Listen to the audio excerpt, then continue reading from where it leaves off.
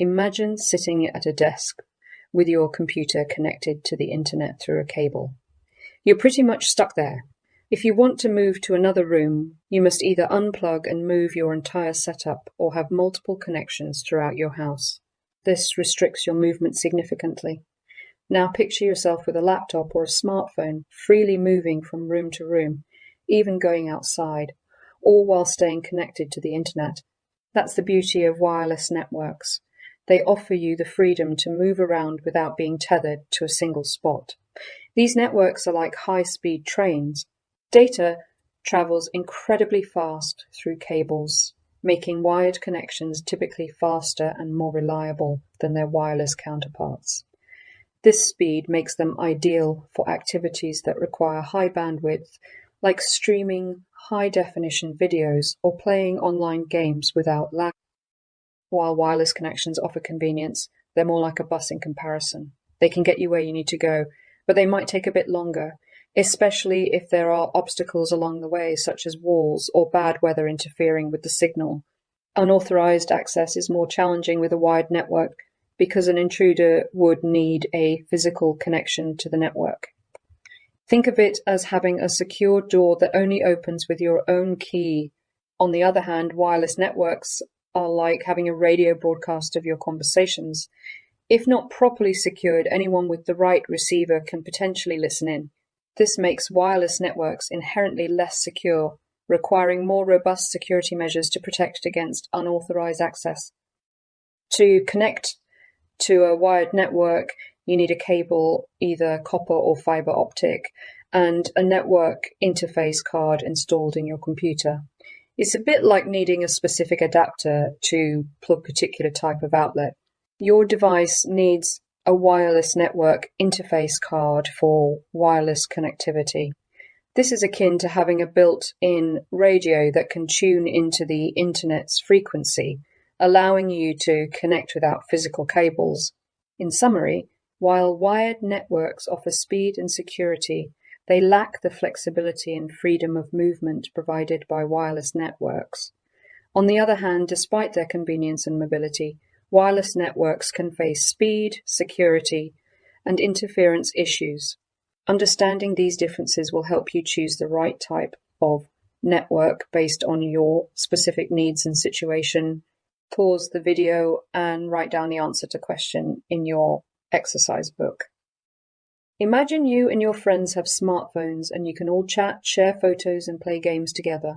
Your group of connected smartphones forms a basic network. Similarly, in the world of computers, a network is when two or more computer systems link together. This connection allows them to communicate and share files, printers, and internet access. Networks are mainly categorized based on how far apart the connected computers are and the area they cover. Let's dive into the main types. Think of a LAN like your school's computer lab, where all the computers are connected. These computers are close to each other, usually in the same building. This setup makes it easy to share resources like files and printers. The school manages everything, ensuring that students can access what they need securely and quickly. Now, imagine connecting your school's network to another one in a different city or even a different country. This broader network is a WAR one. It spans much larger geographical areas using services provided by internet providers to connect. WANs enable schools, businesses, and individuals in far-flung locations to communicate and share resources as if they were in the same place. Within LANs and WANs, there are two ways computers can organize themselves. Pause the video and write down the answer to question in your exercise book. Client, server, and peer-to-peer. Imagine your school's computer lab again, where one main computer, the server, has all the files and software. When you log in from any other computer, a client, you ask the server what you need, like accessing a website or a document. This setup efficiently handles many requests, like when many students are accessing learning materials simultaneously. Big companies like Amazon and Google use very powerful servers to manage millions of requests. Now, imagine a group project where each of you has different parts of the project on your laptop. Instead of going through a main computer, you share files directly with each other. This setup is great for sharing things quickly without needing a central computer. It is simple to set up, and you don't rely on a single computer to get what you need. They are less secure and can slow down your computer, and everyone needs to manage their backups. Why does this matter? Understanding networks and their structure helps you grasp how the digital world connects. Whether it's submitting homework online, streaming a movie, or playing a game with friends across the globe, by knowing the basics, you can better navigate and use this interconnected world at school and in your daily. Pause the video and write down the answer to question in your exercise book. Have you ever connected to Wi-Fi in a coffee shop or at the airport? That's a wireless access point at work. It's like a bridge connecting your Wi-Fi enabled device to a wired network of the internet, allowing you to access your favorite websites or send messages to friends. Think of routers as the internet's traffic directors. They receive data packets and look at the IP address, a unique identifier for each device on the internet, to decide the best route to send them on their way. Routers communicate with each other, passing along packets until they reach their destination, using a routing table like a map to find the quickest path. In a local area network, switches play a crucial role. When a device sends data, the switch reads the destination address and forwards the data directly to the correct device. It's efficient because it only sends the data where it needs to go, unlike a hub, which is like shouting in a crowded room, sending the message to everyone, whether they need to hear it or not. A computer needs a network interface controller to join the network party. This hardware piece, often built into the motherboard nowadays, uses a MAC address, a unique hardware identifier, to communicate on the network. It's the gatekeeper, ensuring data flows in and out of the computer over the network. The type of cables used in a network can significantly impact its speed and reliability. Ethernet cables are common in layers, perfect for speedy data transfer. For broader WANs networks, fiber optic cables are used, sending data at the speed of light. Then there's coaxial cable, an older, slower cousin. Pause the video and write down the answer to question in your exercise book. It's easy to confuse the internet with the World Wide Web WW, but they differ. The internet is a vast network of networks, a digital skeleton connecting millions of computers globally. On the other hand, the WW is a service that runs on the internet, allowing us to access websites through browsers. Every website has a domain name, like a signpost, and an IP address, which coordinates where the website lives on a server. When you type a website into your browser, it asks a domain name system server for the IP address. This process, like asking for directions, ensures your browser connects to the right server, bringing the website to your screen. Cloud computing has transformed how we store and access data. Instead of keeping files on a single computer, they're stored on servers accessed over the internet. It's like having a virtual filing cabinet that you can open from anywhere, anytime, as long as your cable internet connection and the security of those remote servers. The internet and network hardware form the backbone of our digital world, enabling the flow of information across the globe, from how data is packaged and sent to how we connect to and navigate the web. Understanding these processes demystifies how we can communicate, learn, and entertain ourselves online. Pause the video and write down the answer to question in your exercise book. Similarly, in computer networks, each layer has its own role in moving data from one point to another. The physical network is the actual cake base, where data travels as electrical signals. Layer 2 is where connections are made, like adding the filling between cake layers to bind them. Layer 3 controls the data flow, like making sure each cake layer is stable and won't collapse. Layer 4 turns data into something we can use, like icing and decorating the cake, to make it presentable and ready to serve.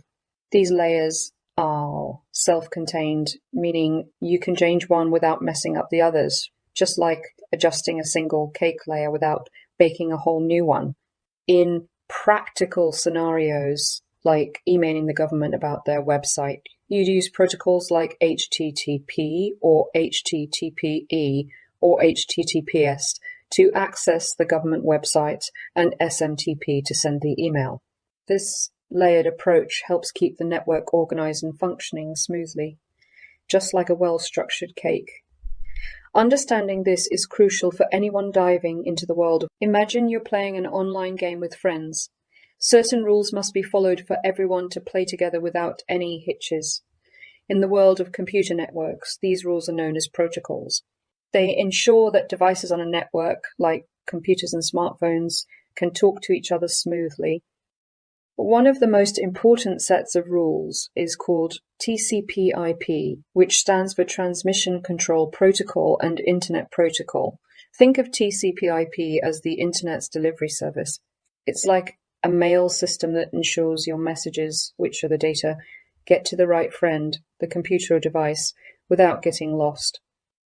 TCP is the part that takes your message and breaks it down into smaller pieces, called packets, because sending lots of small packets is more efficient than trying to send one big chunk of data.